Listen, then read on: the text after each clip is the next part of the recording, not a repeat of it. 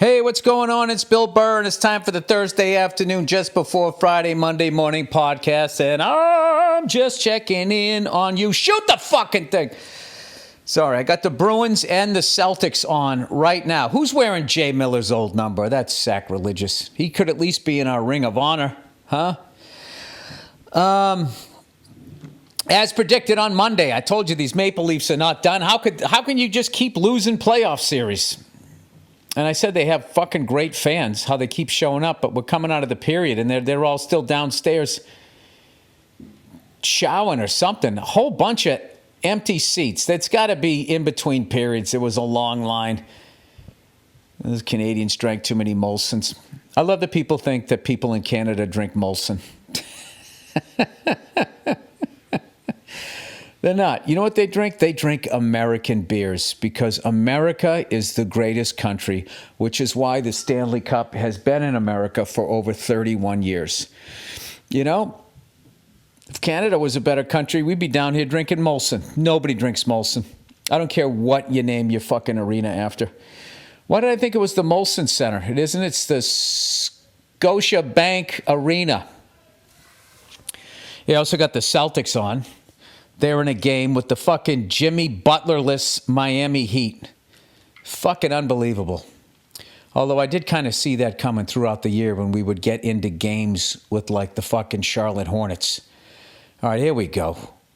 A little bit of a run here. 59-55 Celtics. All right. People at the Garden starting to stand up. I will say this. I'm going to miss the gold in the Bruins uniform. I just thought, usually when they dick around with the uniform, I don't like it. But those uniforms looked really sharp with that gold. But I think the Penguins have the gold, so you can't do that. Although they came back to the league and fucking took our colors. They didn't give a shit. And their whole thing was like, well, the Penguins were around before the Bruins. Yeah, and then they folded, and you gave up your fucking colors. What'd you do, the save my seat version of fucking sports? Anyway, if you haven't figured it out yet, well, I guess you'll hear this tomorrow. We are in a series here with these Toronto Maple Leafs. Up and down the fucking ice, it's 0-0. Both teams feeling each other out like two fighters that respect each other in the first fucking round. Anywho, old Billy fucking Slim Fast. Old Billy Flat Tits. Old Billy fucking getting after it. I'm telling you right now, no steroids either, people. None of this testosterone with my pepperoni on my fucking pizza. None of this shit. I am fucking all natural old dad torso coming down to the pool. Appendix scar and everything.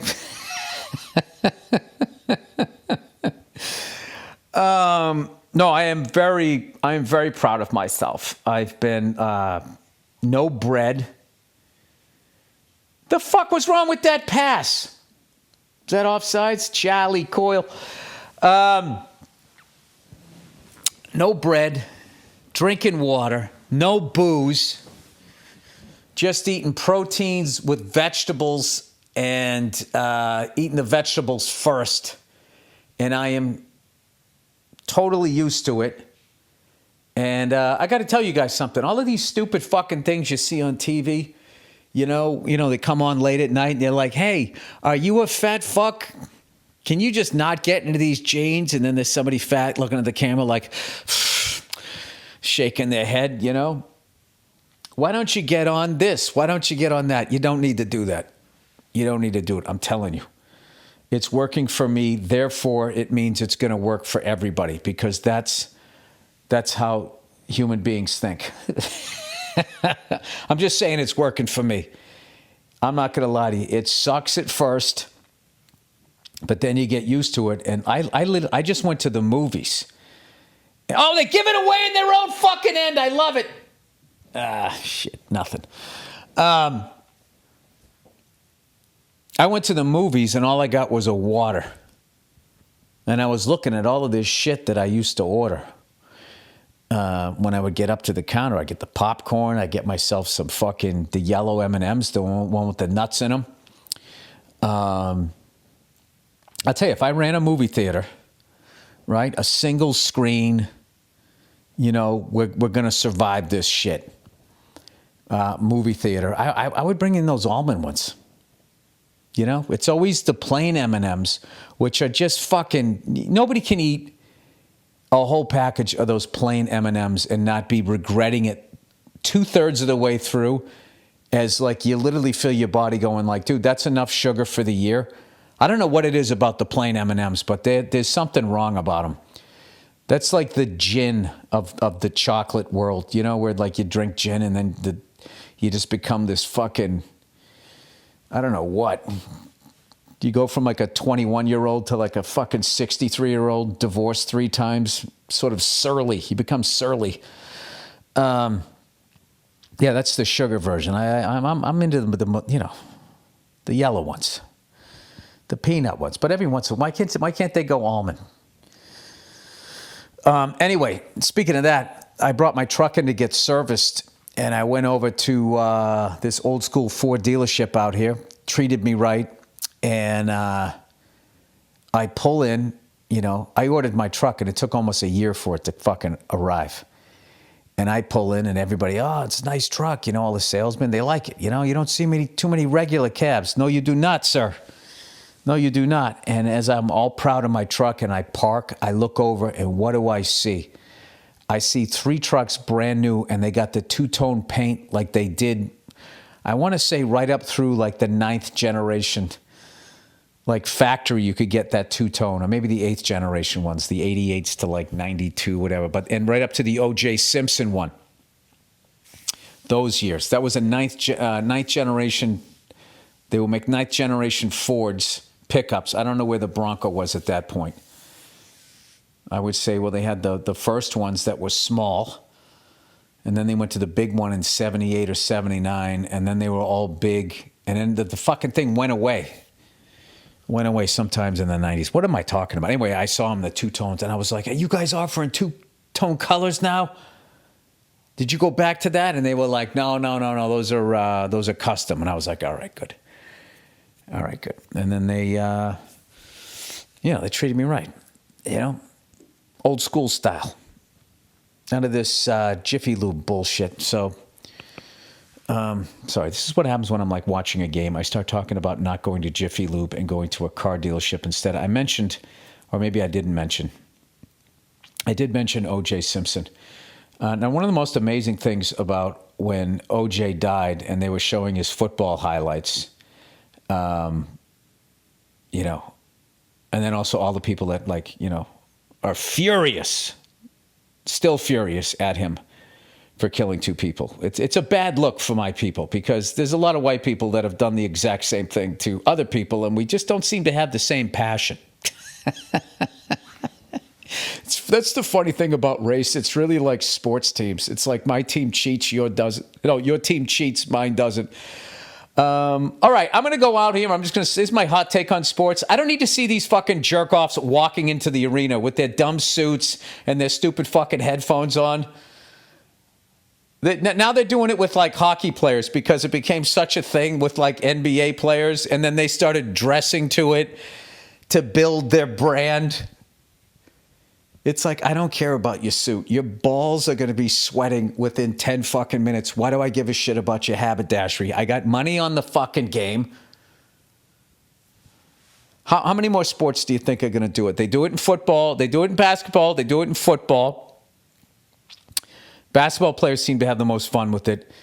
Football players, a little boring. Hockey players, I mean, they look like agents. Like it was all muted colors just walking in there. Does it keep going? Am I going to watch jockeys, their little legs walking in? What are you wearing? Is that, oh my God, I can't even think. What's one of those? Burberry? Oh my God, Tyler Hero's killing us. Every time I go on, they're showing a fucking 3-pointer. Oh, it's halftime. All right. The TNT American Express. Oh, what are they doing now? Now the guy's going over here to the giant board.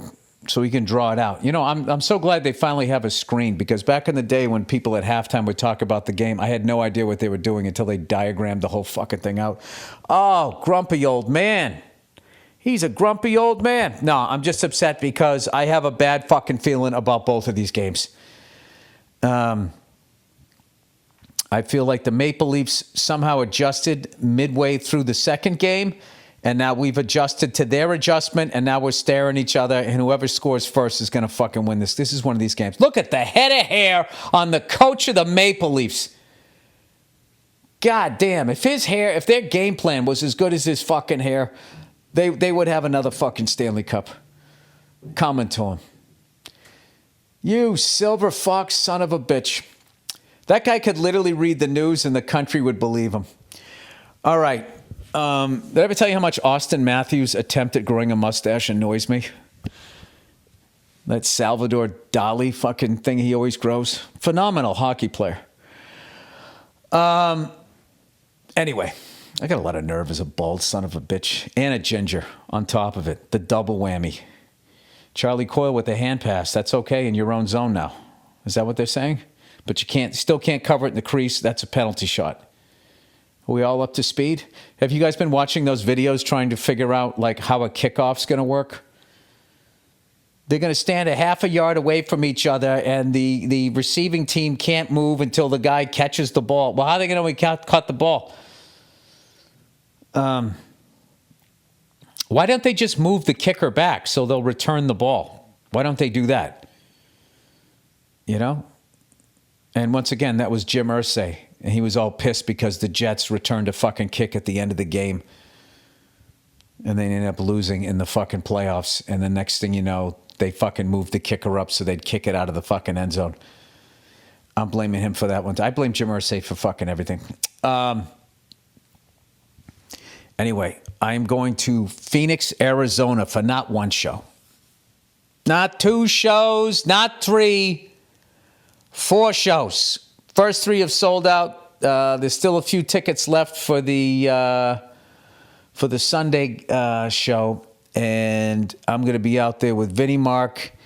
And did they just knock down our goaltender and we didn't do anything about it? Is that what the fuck just happened? Nobody did anything. Was that Domi? Why does it say pizza on their helmet? We need to utilize this blank space so we could try to make more money. And if we do that, that'll pay for all the pucks we're going to use this year. Do you think that's why they put the nets up? It wasn't to protect the fans as much as it was to save money on pucks going into the stands. Who knows? I like to think hockey thinks about their fans first. Anyway, so I'm going to be going out there. I'm going out there with Vinnie Mac and Paul Verzi is coming into town on the weekend. Me and Verzi had a great time last time we were out there. So he had a weekend off, and I asked him if he would do me the honors, and he's coming out. So it should be a sick-ass show, and I'm going to have a hard time following both of those guys. So what am I going to do when I get out there? What does one person do when you go to Arizona? Grand Canyon? You don't want to go. I don't camp. I'm an indoor dog. I don't do that. I don't do none of that shit. None of that outdoorsy shit. And Bill, what are you going to do someday when the dollar collapses and the food supply goes, I'm going to die. And I will be a food source for you, okay? Right? Even in my death, I'll still be a giver. You know, guys, because that's just how I'm wired, you know? I guess I care too much. No, it's more just like, you know, I don't have time to learn how to survive, all right? It's like, I learned how to like write jokes. You know, I'm trying to get better at drums. I got a pilot's license. I don't have time to do this survival shit too. You know what I mean? Because then everything suffers. And the odds of the apocalypse happening in your lifetime, I mean, everyone has just been predicting it forever. That's what's funny, is if you go back and you watch all of these movies from the 1900s, Something about the year 2000. They thought it was all going to end in the year 2000. It was going to end, and Jesus was coming back. The apocalypse. It's going to be World War III. You know, before that, earlier in the century, 1984. Oh my God! And by 1984, all of this shit that they're saying in the book, which really is happening now. He was a little too early. Oh, point blank save on Tyler Matthews. Mustache. Anyway, I just, I think a lot of shit's going to change in my lifetime, but I don't think the end of the world is coming unless a fucking asteroid hits us. And then there's really no surviving that, right? That's going to be fascinating, like on a reset. Like what's going to, like who would survive that? There's a lot of liberals out here in Hollywood that make fun of red-hatted people. But a lot of them know how to live outside. A lot of them probably are living outside, I didn't want to have a house on Google Maps, so I got me a camouflage underground situation. I bought one of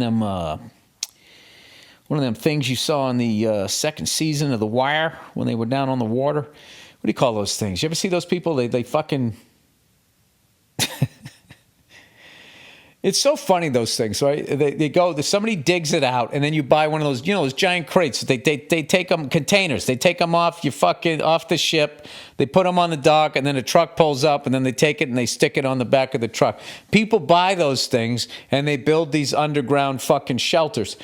But, you don't do it yourself. You can't, in a sneaky way, buy one of those. You got to hire a company to dig the fucking thing. You got to buy the crate off of somebody. And there's this whole paper trail. So everybody knows you're hiding underneath your front yard. You got all kinds of beans down there. And then they're going to see, the stink pipe fucking chimney, won't they? You ever see those doomsday preppers? They're sitting there going like, another point blank save. The fucking Maple Leafs are going to score. We got to get it out of our own end here. What are we doing? All right, here we go. Moving it up. What are they playing here? Well, then up, standard D. I thought they were playing the lock there. Maybe they are. I don't know. Anyway, you see these doomsday preppers. I love the guys where they have it worked out where it's just them.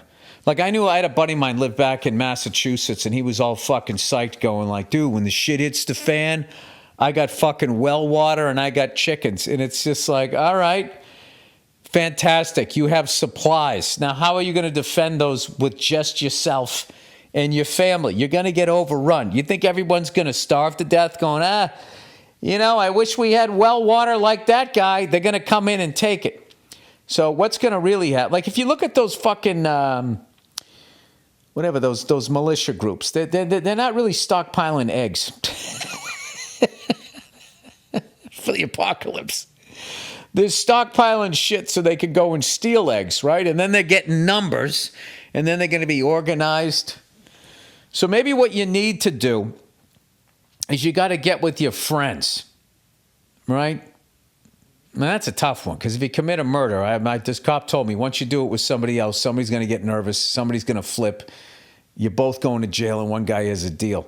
But at the apocalypse, I think all rules are off, so you don't have to worry about anybody flipping, right? So you need like a half a dozen. I mean, this is just to survive. So I don't know. I mean, I don't know how you do it. I don't know how you do it. You'd have to be like really organized and really well armed, and have a plan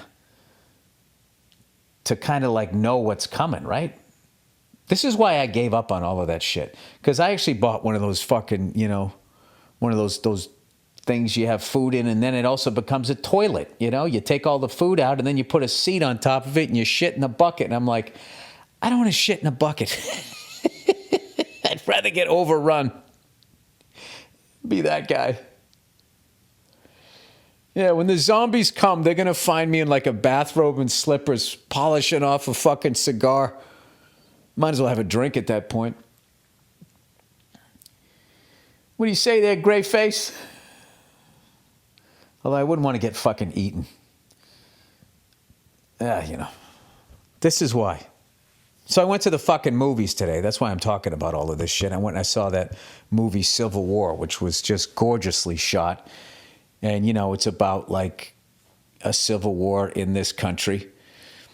And, you know, it's just one of those things. I just look at, you know, when you watch those things, you're like, all right, who would I be? Who would I be in this? And I'd be that dead guy. That's who I would be. Yep. That's how that's going down. They're just shooting these pucks right at people. Who knows? But I'm holding out that that's not going to happen. I feel like there's a good thing about this greedy tech nerd robber baron era that we're in right now is it's gonna bring unions back. Work union, work better, work union used to be the bumper sticker. And then, you know, unions got bad reputations because they would price gouge and add extra fucking people. Let's be honest here. Like, the unions weren't fucking perfect either. But, you know, to balance out the greed on both sides, you need both, right? You need Coke and Pepsi. Isn't that how it works? I don't fucking... What do I know? Anyway, I saw that movie. Highly recommend it. Kirsten Dunst is phenomenal in it. And it's good just to take a fucking day off, you know? Go to the goddamn movies. Oh, speaking of which, I have a movie coming out. I got a movie called Unfrosted. Written and directed by Jerry Seinfeld. It's about the history of the Pop Tart. I mean, I don't know how you could have a more Jerry Seinfeld movie than that, because that's like, when you used to watch Seinfeld, you'd be like, how did they get a whole episode out of that one little thing in life, right? And they did it. And not only that, they made arguably the greatest sitcom of all time in a lot of people's opinions, right? And okay, boomer. Okay, one generation. It's all your fault. I love when people say, okay, boomer. I'm like, fantastic. I'm Generation X, and boomers are getting blamed for something again. Anyway, yeah, so this movie is the same thing where it's like, how can you, the history of the Pop-Tart, that's a movie, and God damn it, he did it, and it's getting great reviews, and I'm psyched. I'm just in it for like a minute, and I had such a good time working on it. I mean, it was only like one day, and it shot like in LA, so it was great. And it was classic Jerry. Went down there, it was moving along. They got me in, they got me out. I mean, I don't think I was there more than 4 or 5 hours. We just knocked it out and shot the scene, and it was great. I will tell you that, like, comedians do make great directors. Fuck, that was beautiful, you motherfuckers. That was a fucking gorgeous goal. Toronto, 1-0. Oh, boy. And there they are. Maple Leaf fans jumping up and down outside the stadium. You got to show them. You got to show them every year, and then they're going to sadly walk away. Maybe not this round. I don't have a good feeling about this series. You know, we've just been kind of I mean, Jesus Christ, how the fuck you let him in behind you like that? Standing around looking at people. Ah, Jesus. Fucking look like me at pickup. Anyway, let's see what we got going here. Is this going to be the double whammy? Come on, Celtics. Come on, Celtics. Come on, Celtics. What do we got here? Coming out of halftime. 63-62. We got a game. All right, let's leave this on for a minute. Anyway. It's kind of funny that they still wear sports, but they have those pajamas on underneath them. Like, it's like, what is the point of wearing shorts? That wasn't a foul? That was terrible defense. I still don't get why the defensive player has to clear out in his own end. It's unbelievable. 3 seconds on the defensive player. Just clear out so the guy can dunk on nobody. How about Derek White? What a fucking year he had. They said he's up for possibly Defensive Player of the Year. The guy just keeps getting better, man. Shot clock down to 2 seconds. Porzingis pulls up a fucking brick. All right, I'm turning away from the TV. Turning away. So these guys are trying to get me to golf when I get out to fucking Arizona.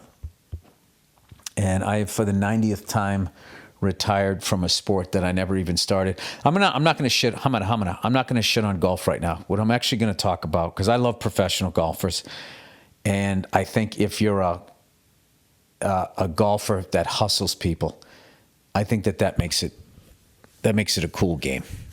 Playing it at the pro level, and going out there acting like you suck. I mean, there is something it's pretty ballsy to be hustling somebody that has not only a club in his hand, he has another 10 options in a bag right behind him. Have they ever made that movie? They made The Hustler with Paul Newman, Fast Eddie, right? One of these nights, I'm going to fuck. One of these nights, boom, the Eagles. One of these crazy, crazy nights. I should watch The Hustler and then The Color of Money back to back.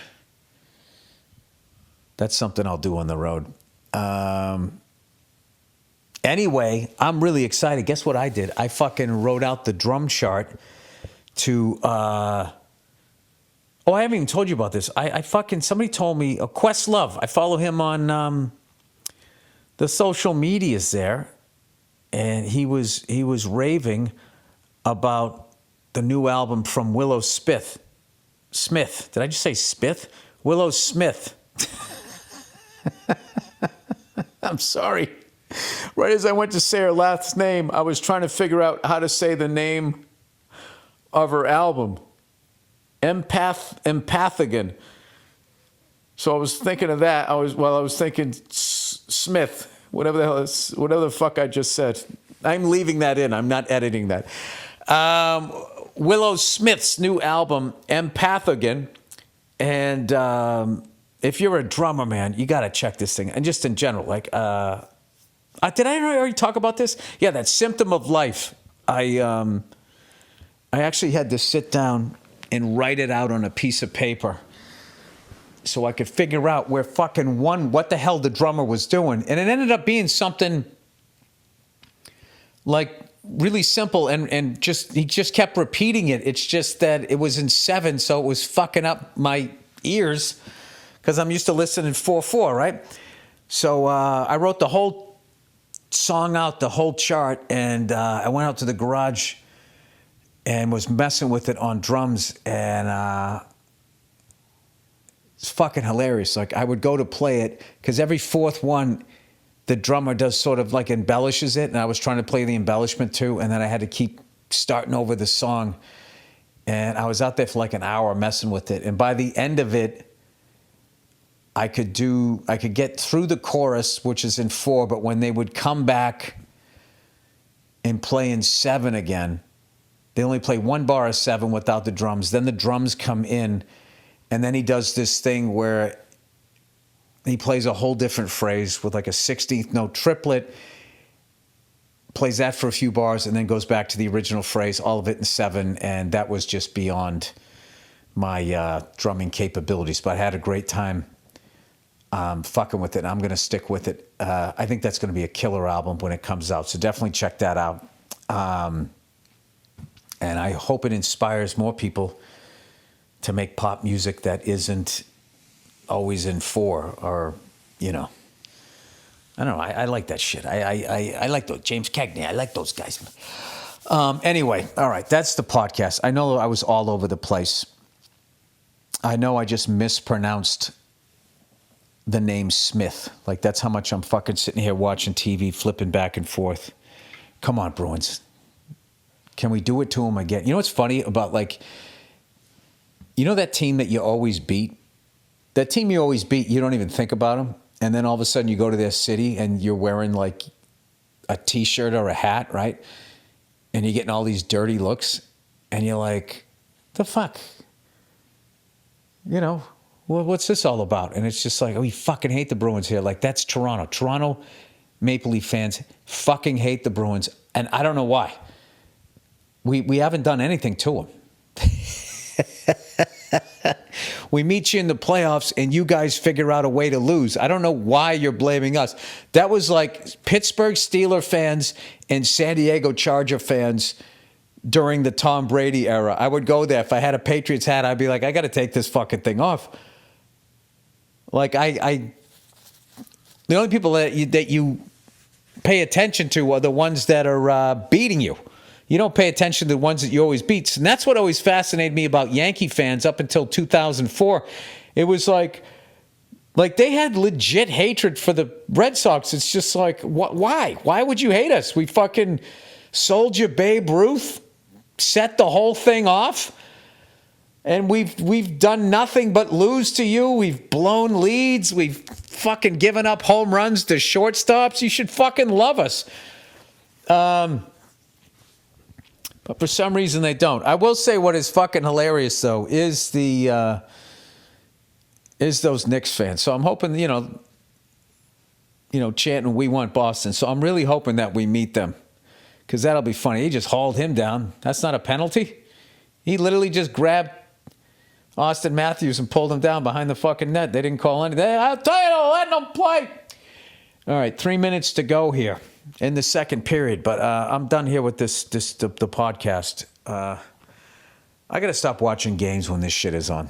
I get too fucking distracted. All right, that is I did do some things. I taught you how to handle Doomsday. I told you to go see Civil War. What else did I do in there? Oh, and Willow Smith's new album. First 2 tracks are out on iTunes. I got them. They're fucking amazing. Check that out if you want to listen to something new. And I think that's it. Yeah, that was it. All right, that's the podcast. Have a great weekend, you cunts. Enjoy the music. There's a nice trip right there. Marshawn getting away with that. Score! Get the fuck out of here! Woo! Wow. Marshawn doing what he does best. Getting under people's skin, annoying the shit out of them. Wow. Oh, that's a backbreaker. Oh, look at the Silver Fox. Oh, guys, couldn't we just go into the second period? In second intermission, up 1-0. Let's see. Oh, I mean, that was just a textbook fucking trip. And then he talks shit. I love it. Get him off the ice. Oh, my God, that was a gorgeous goal. Trent Frederick. That was fantastic. We hauled down Austin Matthews and then tripped, was it Bertuzzi? And then we scored a goal. And now Reeves is out there. All right, here we go. You got to love playoff hockey. All right, we'll see what happens. Maple Leafs still look good. Let's see how they weather the storm. Well, you already know how they weather the storm. You guys are in the future. All right, that's it. Go fuck yourselves. Enjoy the music picked out by Andrew Themelis. And then we got a bonus episode of the Thursday afternoon just before Friday, Monday morning podcast afterwards. All right, I'll see you.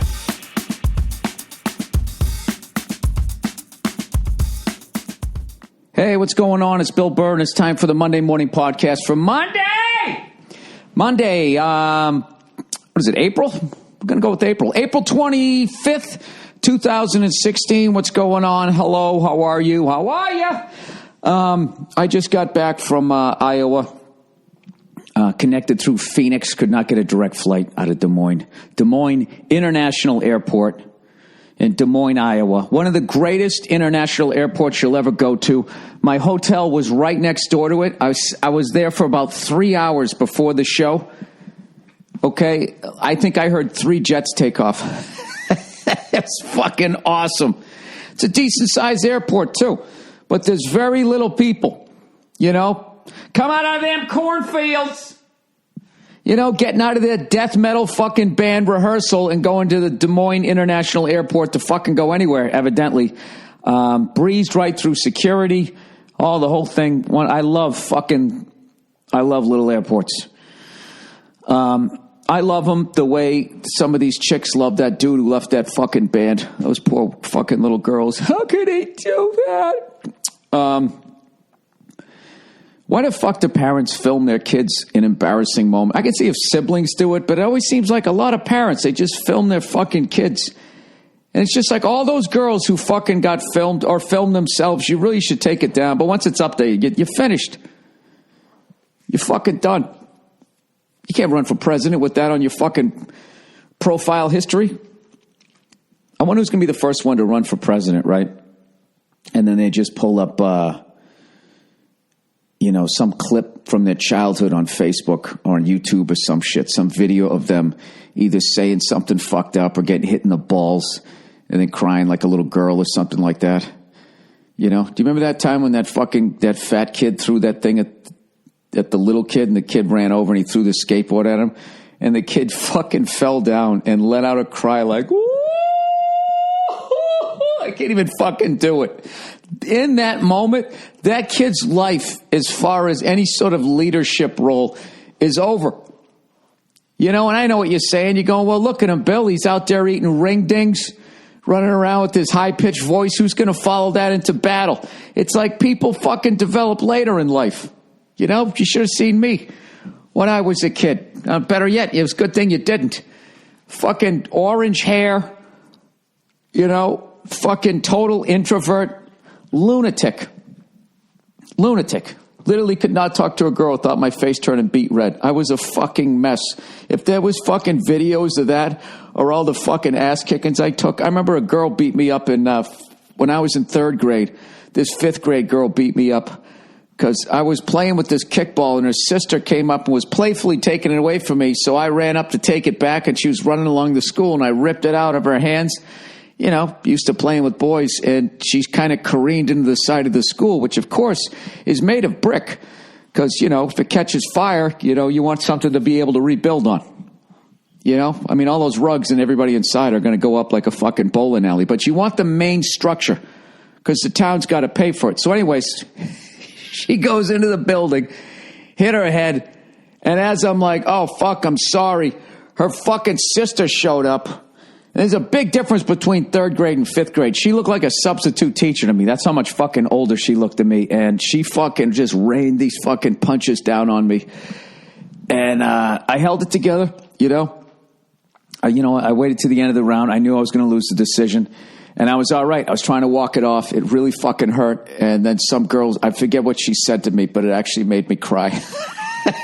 She said something supportive. I have no idea. So, yeah, now if there was video of that, that's it. If they ever had, this is a guy you want running the country, gets beat up by a girl and starts crying. How the hell is he going to keep America safe? How's he going to keep children safe? How's he going to keep Jesus safe? And then that's going to be the end of it. All these fucking people where you just film your fucking kids. All this oversharing. I don't give a fuck that your kid's 13 years old and is in love with a boy band. Stop filming the fucking thing. I'm not talking about the kids who film themselves, but just sometimes it's parents, which is really weird. Like, I hate those families that all get into their caravan and they start singing songs or doing dances. And they're just like, wow, that's the funnest family ever. I can see through it. The second the camera turns off, the dad turns into Joe Jackson. Starts beating their asses all over the fucking house. Anyway, sorry. That was just a complete left turn. But I don't know. I'm actually fascinated with that dude leaving the boy band at the height of their fucking popularity. Just as far as, being in the entertainment business, going, all right, now how do you do this? Did he make enough fucking money? Goddamn well his manager and everyone around him stole from the guy. Did he make enough fucking money? The thing about it is he's so young, he's going to look like that guy for a while. So it's not like, he's at that age where he can just slip back into the, like at my age, I'm going to be 48. In 10 years, I'm going to be 58. I'm going to look way fucking different, okay? 48 is the last sort of like, I could go down, maybe play some pickup hoop, and I could get picked last. That's it. And then 48 to 58, that's, when you start getting the chicken neck, you start getting your fares in order. This kid's like fucking 21, he's barely going to be 30, right? Or a little over 30, I should say. So if I was him, I would shave off that fucking facial hair and I would just start eating McDonald's and I would just become a fat fuck. And then I just wait to see how, well, you don't want to be a fat guy. If you're a fat guy, then you're like famous in a different way. Like everybody looks at you, but you don't have a show, If you get to that level of fat. All right, don't get like circus fat. That'd be funny if he did that. He was just so good at everything. He became like the fattest guy ever, and then everyone was staring at him again. He's just like, fuck, I can't not be famous.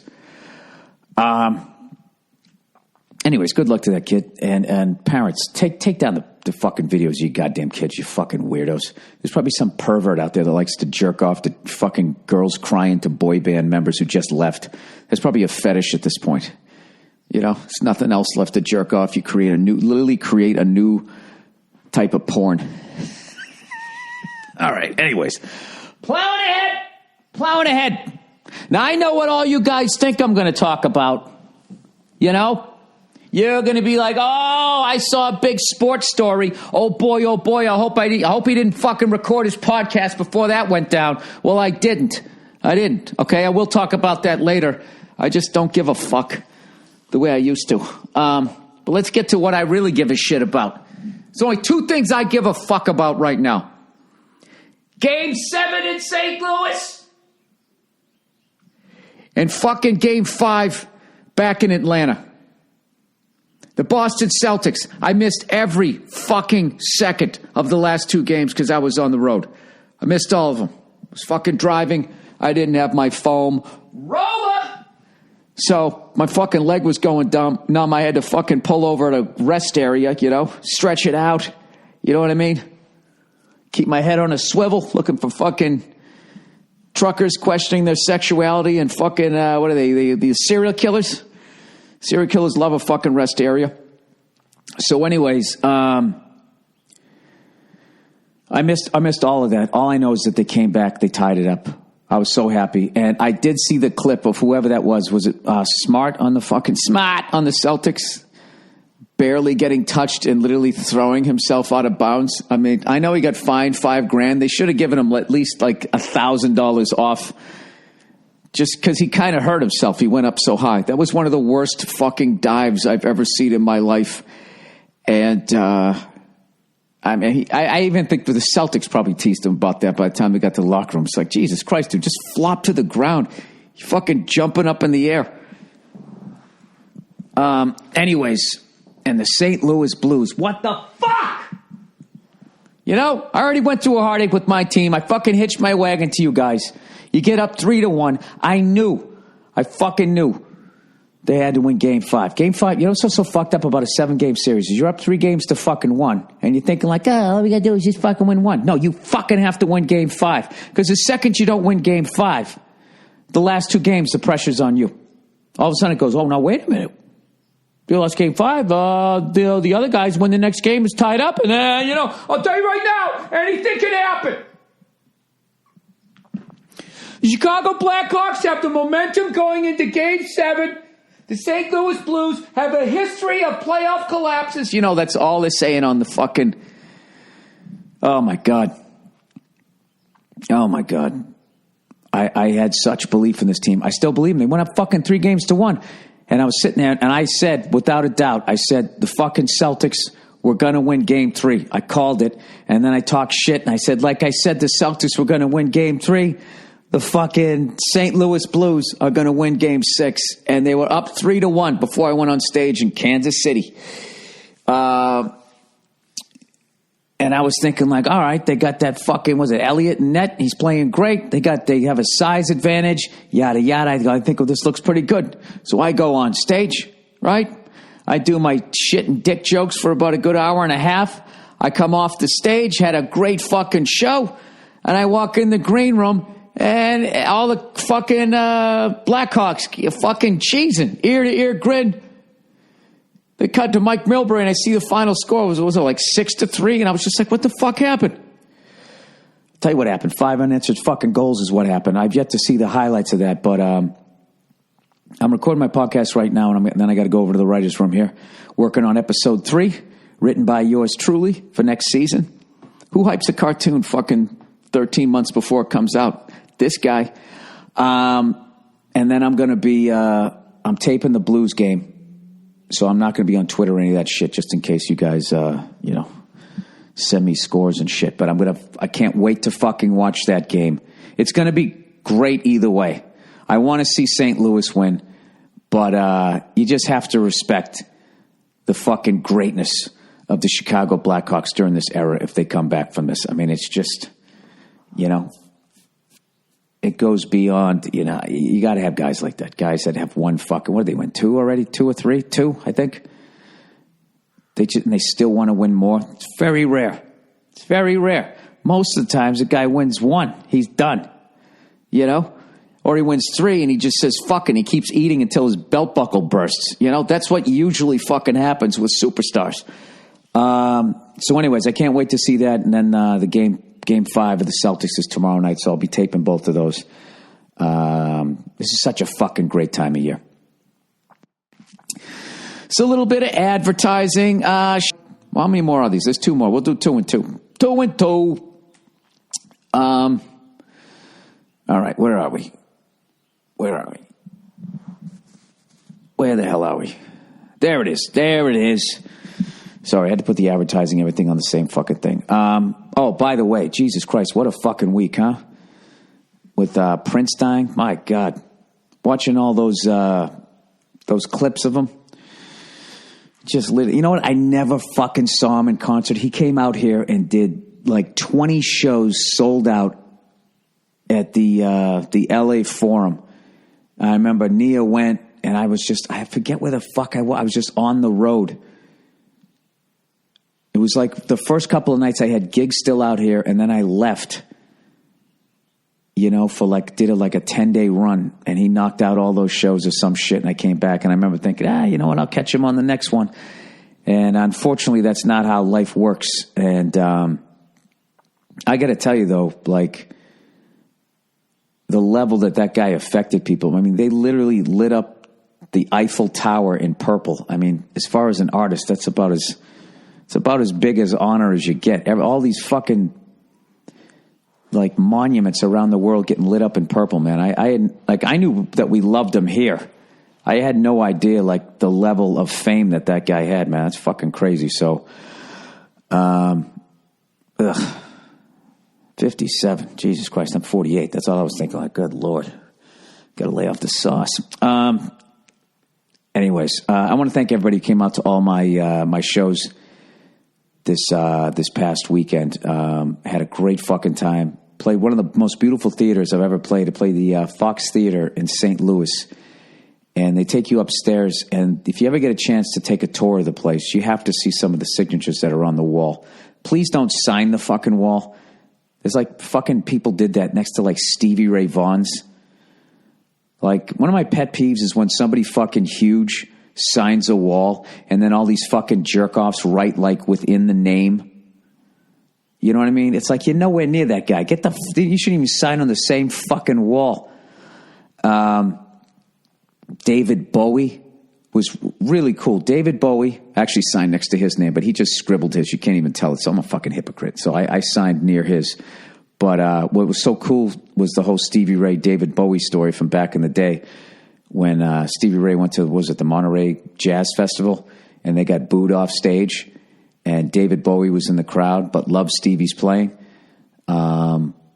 And afterwards came up to him and blah, blah, blah. That's how he ended up playing on his Let's Dance album.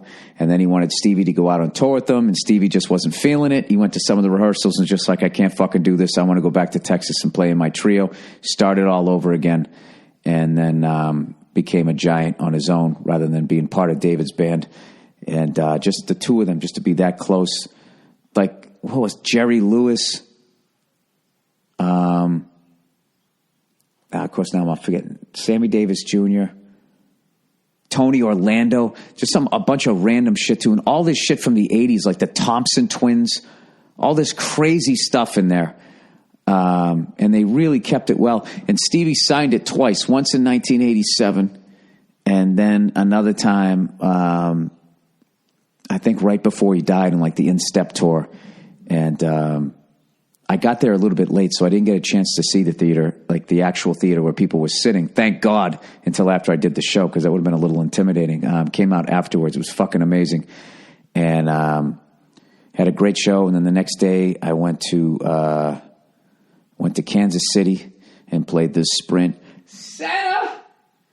And I did a run with Jay Catapretta, and we wanted to get barbecue, and we were trying to figure out where to go. That's right, and they told us to go to that fucking Oklahoma Joe's or some shit. So we fucking pull up there, and there's like a fucking 2-hour line outside the place, and I'm just sitting there like, there's no fucking way this is the line for this place. But the Royals had a game, so I guess it's like a family tradition out there. People just do that shit. So we were like, well, fuck that place. So the next place I had on my list to maybe try out was this other place, Q39. And it's the best barbecue I've had since Saw's when I was in Alabama. It was the best. I will say it's the best brisket I ever had. We both ordered a couple of combo plates. So, we ended up having the smoked chicken, brisket, ribs, and the fuck else was there? Oh, and of course pulled pork, and it was fucking amazing. But I have to tell you, dude, right after that, man, I felt like I'm too old to eat like that. I mean, I'll spare you the fucking details, but my body was just like, yeah. You ever see somebody show up at a club and they're already drunk, like how quickly they get thrown back out into traffic? Yeah, that's what happened with me. It was not a good thing. It was not a good thing at all. So, anyways, but it was delicious. And I didn't even eat that much. Oh, wait a minute. Now I did. Then we got dessert too. Yeah, it was kind of a bad day. It was a bad day. It's funny. I didn't eat shit for the rest of the fucking night, but I had a great time. Later on that night, I hung out with a bunch of friends. I've been going to Kansas City for a long time, so had a buddy of mine out there who built my first website. Him and his wife showed up, so we were just hanging out, having drinks, just having a great time. And then the last day was I got to go up to Iowa, and Ames, Iowa, just north of Des Moines. And I finally went to that state during a sunny month, and it was green, and it was fucking beautiful. And Des Moines, really underrated city. It's fucking gorgeous. This river runs right through it, and they got this beautiful 2-mile loop that you can walk around. I wish I had time to do that. I forgot that was there. Like I said, I hadn't been in Iowa since I played Penguins in Cedar Rapids, which I heard is no longer there because the river overflowed or some shit. But anyways, just had a great time up there. And I got to tell you, that's the fucking place to own a Ferrari. Iowa. That is the fucking place, man. Because you see people riding around on motorcycles with no helmets on and shit. That is the place to own a motorcycle. That is the place to own a fucking supercar. That is the fucking place to own a gun. You have to have a gun. These fucking cunts who live on the coast and they're all jammed in with people, it makes sense that you don't want everybody having a gun. All right? But there's this tipping point where the population becomes so fucking little that then you're kind of on your own out there. All right?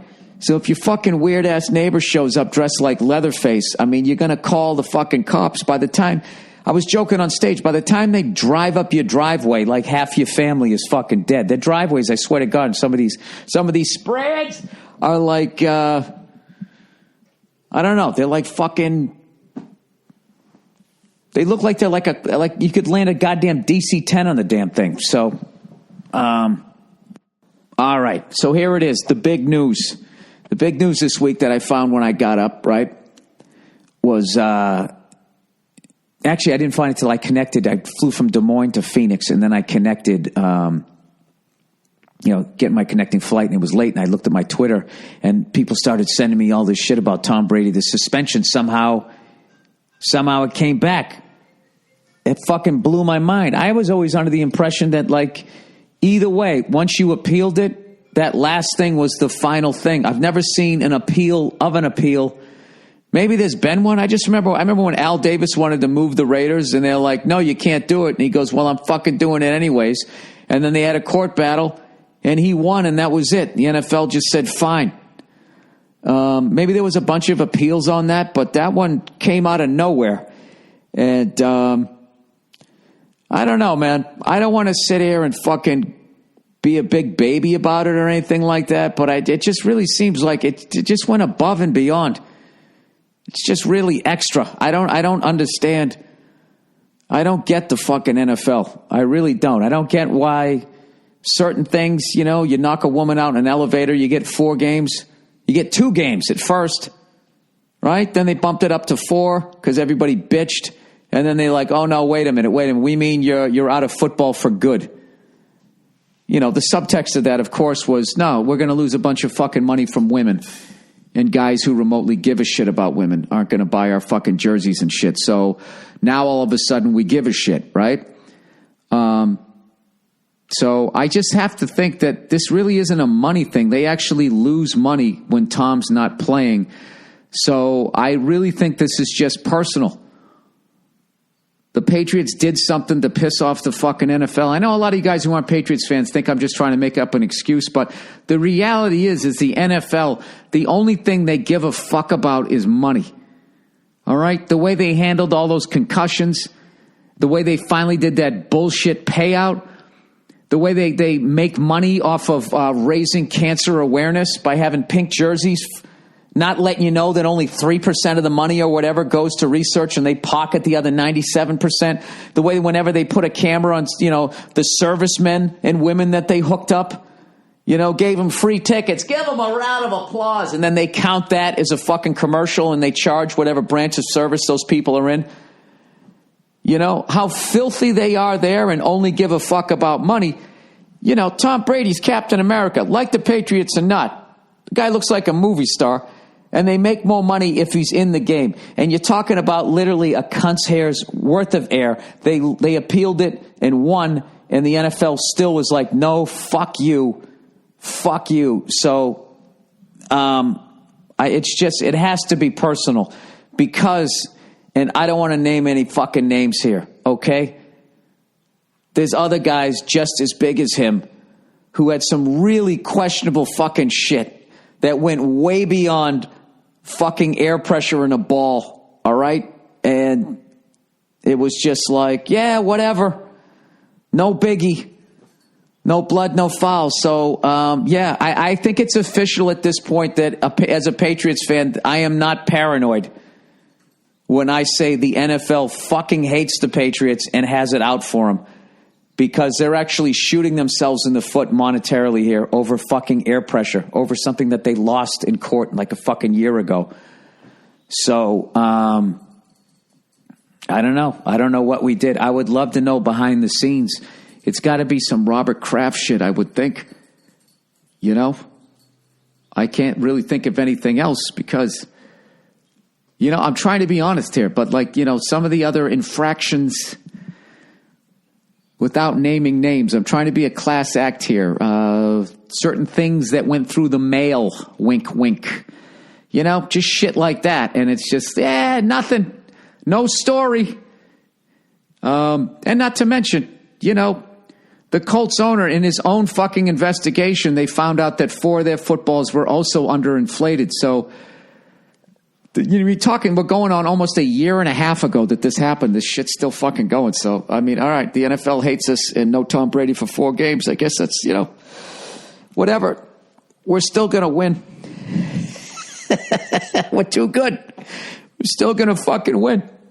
All you're going to do is just make Bill Belichick a better fucking coach. And he already prepared for this last year. So when we get fucking Janine Garofalo in there again, I think he goes 2-2. I'm looking forward to it.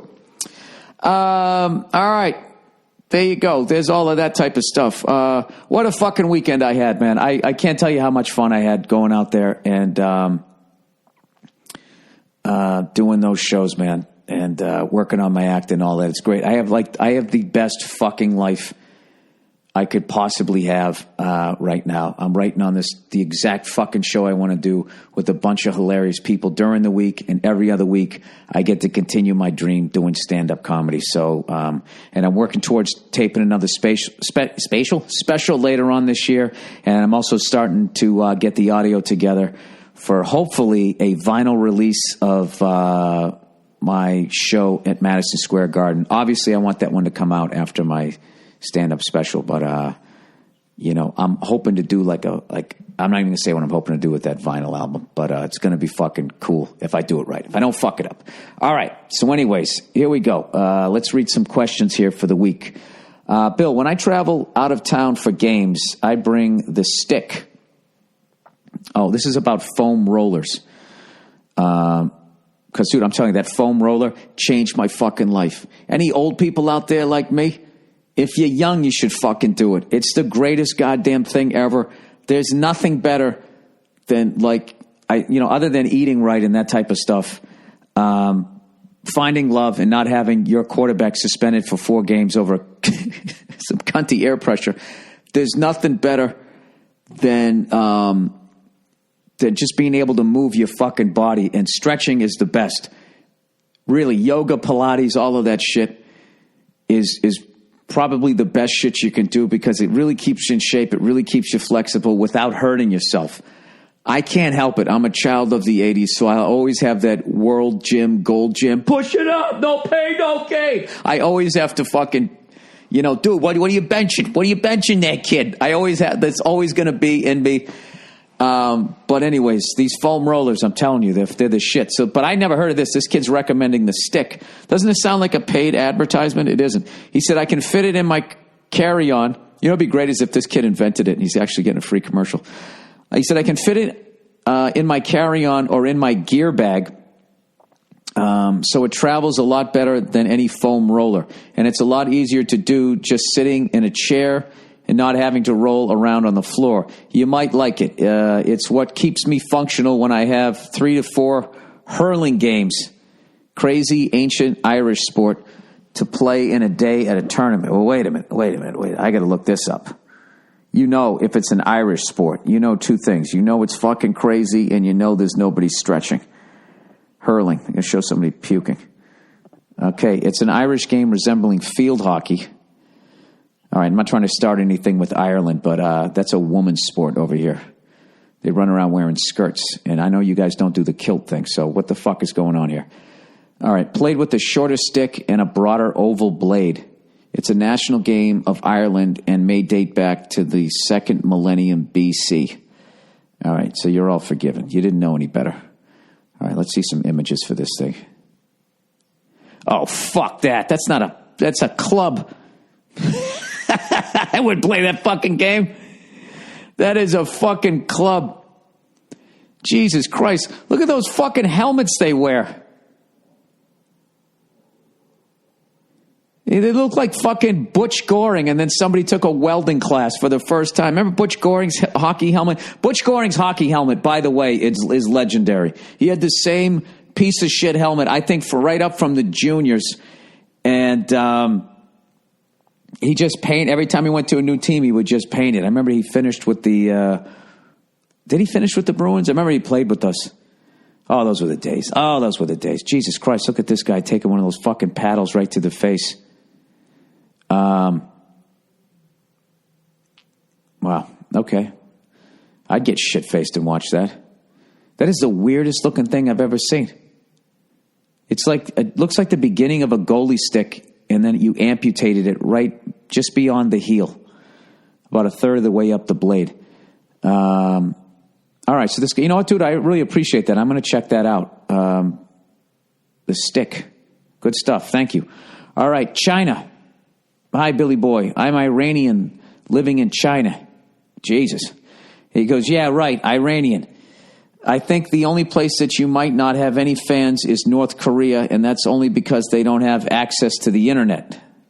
Anyways, I have watched... Oh, speaking of which, Jade, who I worked with this week, is Brazilian, and she mentioned, she was thinking about maybe doing some stand-up down in Brazil and how that scene is starting to get going, and I was just wondering, anybody from Brazil listening? And if you do, if you have any suggestions, because I've always wanted to take my wife down there. She's always wanted to go, and I'd love to go down there. I guess it's cold this time of year, right? My wife's not into the cold. I personally like it. You know what I mean? That's all good for me. I got no problem with that whatsoever. But let me know what's going on down there. And I'm psyched you guys are getting some stand-up shit going, because I'd like to see your Chappelle's, Louis C.K.'s, and Dave Attell's. That's what I'm looking forward to. All these, like India and all these places that are starting to get comedians. I can't wait to see the greats that come out of those different cultures. All right. So anyways, let me continue on here. Anyways, I've watched all your videos on YouTube and followed your podcasts for more than 6 months. You are indeed a funny guy, though my Chinese wife does not get your jokes. Women around the world do not like my act. Maybe I should change her to one with better taste.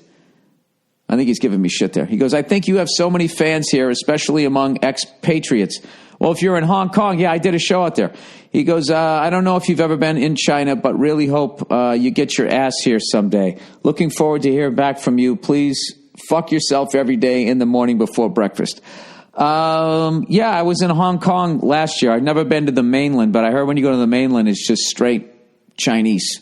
You know what I mean? Like all the expatriates seem to be in Hong Kong. So I would go to mainland China, but I just feel like other than seeing the Great Wall and eating some delicious food, I don't think I could do a show up there, because I would be worried that not enough people would be able to understand what I'm saying. And even if they could understand it, I think maybe I don't know. I think they'd be like your wife, like, I don't get what he's talking about. Anyways, okay, continuing on. Hillary Hot Sauce. Oh, Hot Sauce Hillary. Yo, Billy, listen to your Thursday podcast, and the bit about Hillary and the hot sauce is actually true.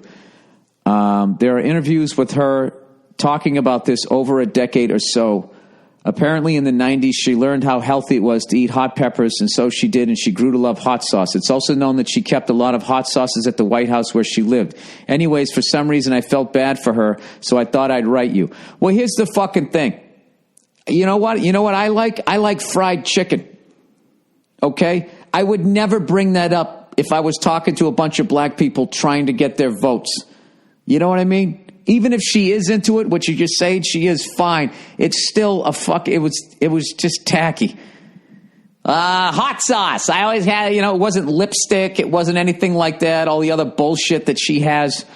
Yeah, I just don't buy it. And I just think they're lying sacks of shit. And I've had 20 years experience watching them on TV. I lived in New York when she was a senator there. I watched Bill Clinton for 8 fucking years. I can't stand them. I think they'll literally fucking say anything. I think they're bought and paid for. They are the fucking devil. Not literally they're evil, but they're just the same evil that you're dealing with. And it doesn't make a difference if she's black, if she's got a dick or a vagina. It's going to be more of the same if you pick her. And I think that's why you have two fucking extreme people. I think people are sick of that, and that's why Bernie's still in it and Trump is still in it, because I think generally speaking, people know that whatever the fuck we're doing, it's not working. It's not fucking working. So, and maybe nobody can fix it. You know what I mean? You got fucking, 400 or 500 million people. You can get them all to try to tug the rope in the same direction. I mean, it's a very difficult thing to do. And, I don't know. I just wish the election was tomorrow and we could just get it over with. I saw this funny sign on the internet, and it said 2016, everybody sucks. or something like that. Something about all the candidates. No, but there's, I don't know. I butchered it. You know what? To make up for me just butchering that thing, I might have to put the picture of it, which I probably won't be able to find. So I think I'll just have to take it that I fucked that up. All right, let's read the last two advertisings here. Advertisings. Sherry's Berries. Where the fuck are they? God damn it. All right, here we go. Oh, I should probably make a prediction here, right? I don't know how to, I have no prediction for Game 7. I want the Blues to win. Fuck. You know what? Fuck it. You know what? I'm not going to say anything, because at this point, Blues fans are going to hate me if I fucking predict them again. People get all fucking with that mojo shit. You're going to jinx him. Fuck it. I'm just going to watch the game. All right. Click on the microphone at the top of the homepage and type in Burr. I hope that's what I was supposed to say. Jesus Christ. They typed the whole fucking menu. I feel like I was introducing the fucking Wu-Tang. All right. Cash and banking. I listened to your podcast today and about money, how it's just a number while relating to paychecks. I couldn't agree more. That they are intentionally phasing out cash, period. Every payday, I go to the bank and I take out all of my cash except what is needed to cover my bills, and the bank people look at me like I'm an idiot. On a regular basis, I walk out of there with $7,000 to $8,000 in cash at least once or twice a month, and they actually interrogate me about why I'm taking all my money out of the bank and how come I don't need my money in the bank. All my friends think I'm a conspiracy theorist because I buy silver by the pound and other precious metals. Dude, you need to shut up. Stop telling your friends that you do this shit. You're opening yourself up to get robbed. All right? Just act like you're just taking everything down to the fucking bank. Why are you telling me this? All right, all my friends think I'm a conspiracy theorist. I buy silver. I refuse to keep money in the bank, and if we ever go into a Great Depression or the government collapses, they're going to seize everybody's money in the bank. Accounts guaranteed. So I'll keep all my cash hidden at home, which if the currency crashes, really in the end, it doesn't do me any good because it won't be worth shit. But I don't like the government to know how much money I have at any given moment. I think it's a good practice. So yeah, I think people should take their money out of the bank every payday. Actual physical money and dollar bills. Plus, when I have the cash in my hand and I run out of it, there's no way I can spend more than I have. I also don't believe in credit cards. Everything I've bought was with cash, even cars. $30,000 cars bought with cash. It may throw up a few red flags, but fuck them. No, it doesn't. Not if you're, if you're paying taxes on all. Once you deposit it in the bank, there's a record of it. And I think the banks want to know what you're doing with it. They always want to know what you're doing with your money because they want to make money off your money. So what you do every week by giving them money is you give them an interest-free loan on their money. I guess they give you a couple of points interest. They provide the service of keeping your money safe, allegedly, even though they're a bunch of crooks, and then they loan it out to your fellow countrymen at super high rates. And, this is another thing, too. If you put $7,000-8,000 in there, they can loan $7,000 8,000. They can 100% loan out all that money, like, I don't know, like times 3 or some shit. It's crazy. Back in the day, like when you ran a bank responsibly, say if you had $10,000 in the bank, you could only loan out there was a certain percentage you couldn't go past, like 30%. I can't remember what it was, but so the money was still there, and the bankers, through paying off politicians, kept getting that money, that number, the percentage bumped up and up and up and up, and they kept getting more and more deregulated. Now, when you put the money in, they can loan. You put $1,000 in, they can loan out not only 100% of that $1,000, they can loan like another $3,000 off of that $1,000 for you, and you. So they basically counterfeited like $3,000. As far as the shit that I've read, now I haven't looked that stuff up for a while. Things might have changed after 2008, but it's a pretty shady thing. But I will tell you, I don't feel comfortable having a bunch of cash in the fucking house. I always hear the first 48 playing in my head. So, good luck to you. You know what I did after a while? I just tapped out of conspiracy theory. I got a fucking dog. I watch sports, and I take comfort knowing that I can only die once. That's what I do. All right. Okay. Oh, Jesus, another fucking hair loss thing. Is this going to be another guy asking me, should I shave my head? Should I not shave my head? Should I glue something on there? Hey, flowers for billion. I'll keep it short, parentheses, and thinning. I've been losing my hair for the past couple of years. It's thinning at the top and has been doing so for 6 years. I know you've gone through the same predicament. You're very perceptive. I'm going to go out on a limb. I think you know what I'm talking about here. He goes, I know it shouldn't matter, and I should probably just shave it, but I love my hair. My God, do I love my hair. I remember when I used to get my hair cut, every barber or stylist I went to said how it was so thick, and I would never have to worry about going bald. Those lying fucks. So when it started thinning, I, like most guys, started reading everything I could. I found out that most men have had success with Propecia. It's a one-day pill that you take. 60% of men have regrowth, while 30% keep what they have. Now, what does that mean? 60% have regrowth and 30% of that 60%? Yeah, I guess that would be, yeah, that's obviously what that would be. Keep what they have. No. Or is that the other 30? 60% keep what they have. No, 60%, Jesus Christ, Bill, have regrowth. 30% keep what they have. So now are we up to 90%? Yeah, I guess we would be. And it seems not to work for about 10% of men. So it seems like a no-brainer to at least try, right? Well, for about 2% of men. All right, dude, you said 60, 30, 10, and now 2. We're up to 102% here. So there's some fucking overlap.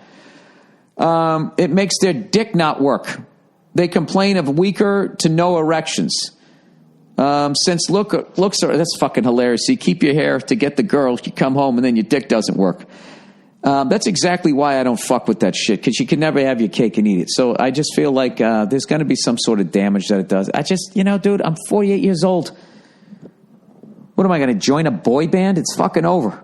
I got to be honest with you. If you don't fight aging, it's pretty painless.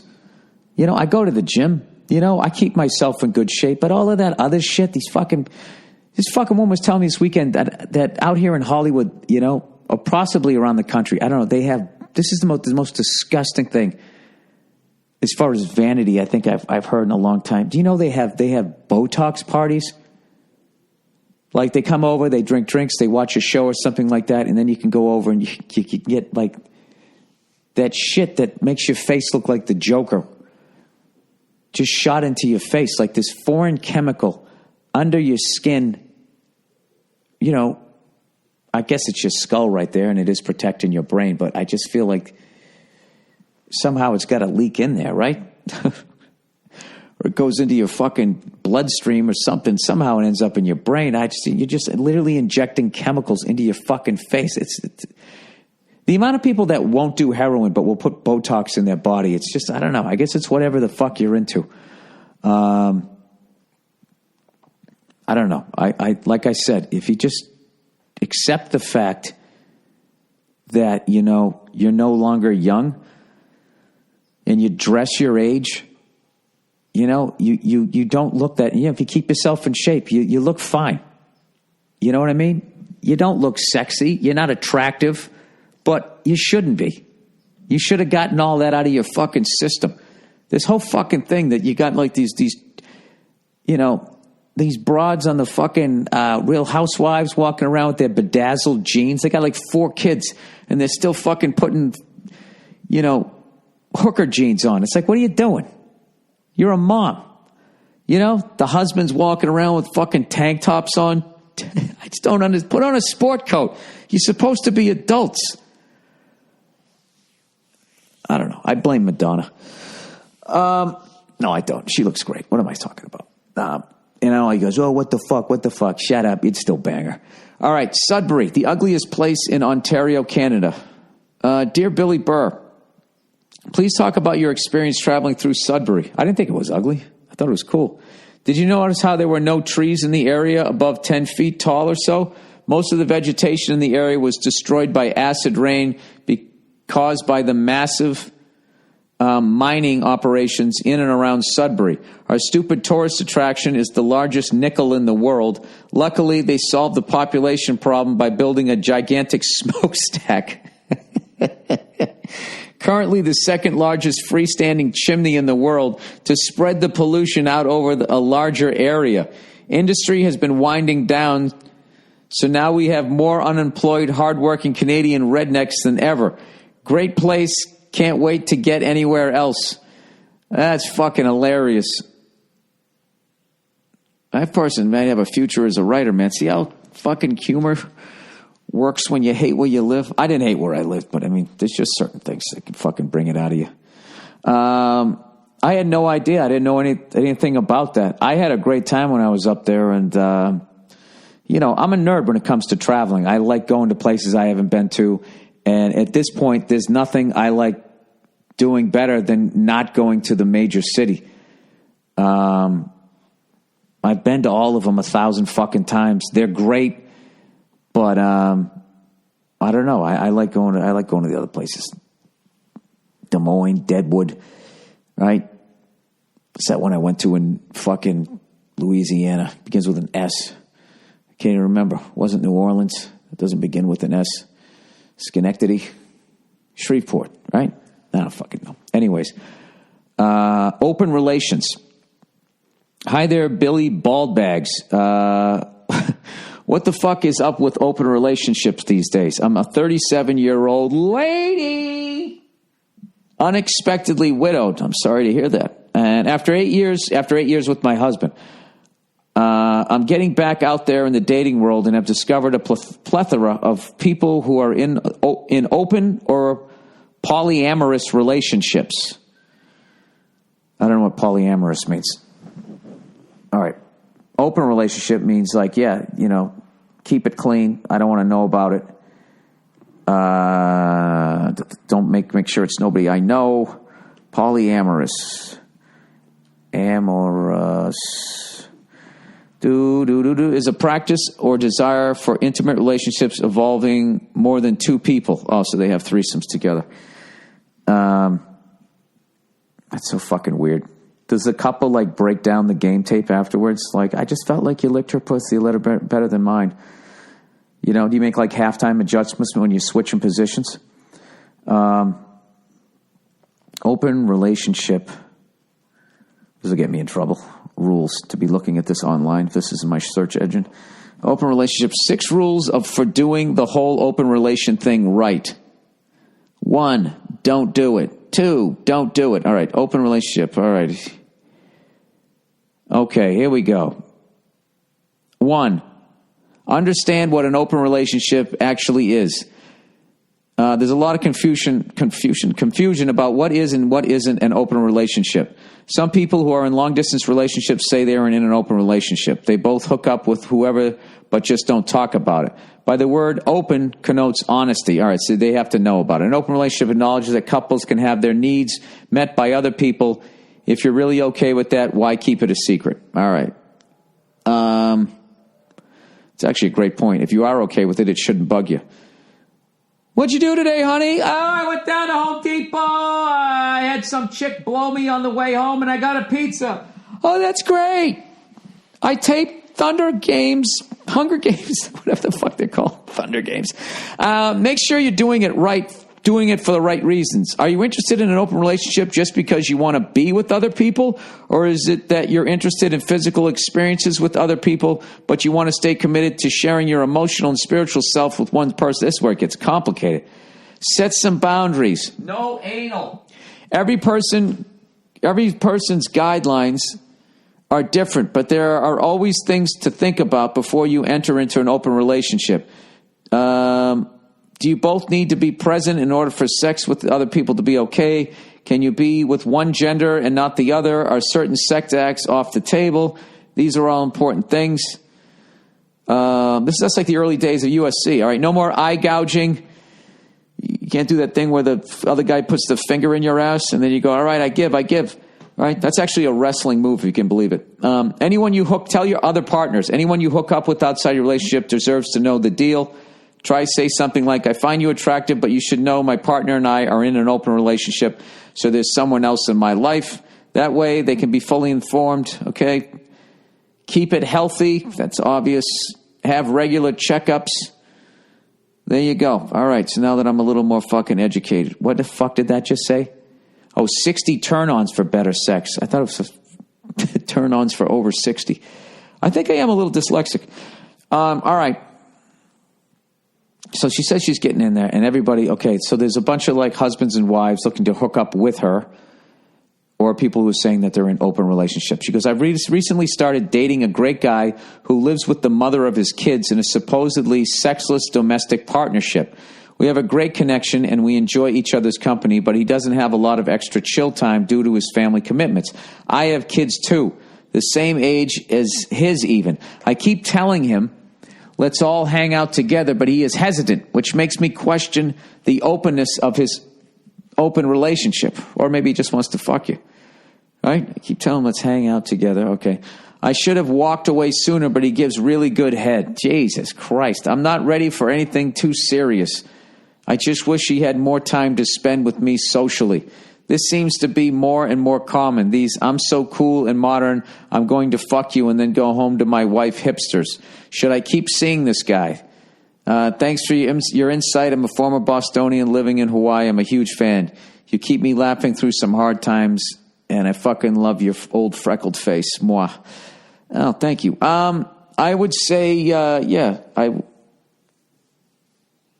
don't know. That's all fucking. Look, if you just want to fuck around, but like this guy obviously he obviously doesn't want to do anything more. Even if he wasn't with somebody else, if he doesn't want to hang out with you, then that means he just wants to be fuck buddies, which is totally cool if you know that that's the deal. If you're all right with that, I would continue seeing him. If you're not, I would move on.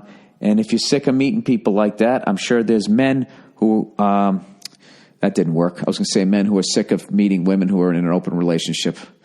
Yeah, guys would be like, yeah, that's cool. You don't want to hang out? Perfect. Up top. Sounds good to me. Yeah, I would. If you're your age, how busy you are and all that shit, I'm not trying to be a dick. I'm 10 years older than you, so I'm not talking down to you. You're 37, you got fucking kids. The kinds of people you're going to meet in the civilian world are also going to be married with kids, I'm saying, or divorced, I mean. I would join a dating site. That's what I would do. And just say what you want. I would fucking go out and try and find it. When you're ready. But, as far as all that other shit, I mean, that's up to you. I have no fucking idea. That just made me happy that I'm fucking married. And Jesus Christ, more and more fucking brutal goddamn shit. I'm not even getting to. I know you guys all heard some sad news about comedians this past week, man. Just fucking brutal. Absolutely fucking brutal. Made me feel very lucky and blessed. So once again, thank you to everybody that keeps coming out to my shows. And that's it. That's the podcast. Go fuck yourselves. I'll check in on you on Thursday. And that's it. Don't take any shit out there, you fucking cunts.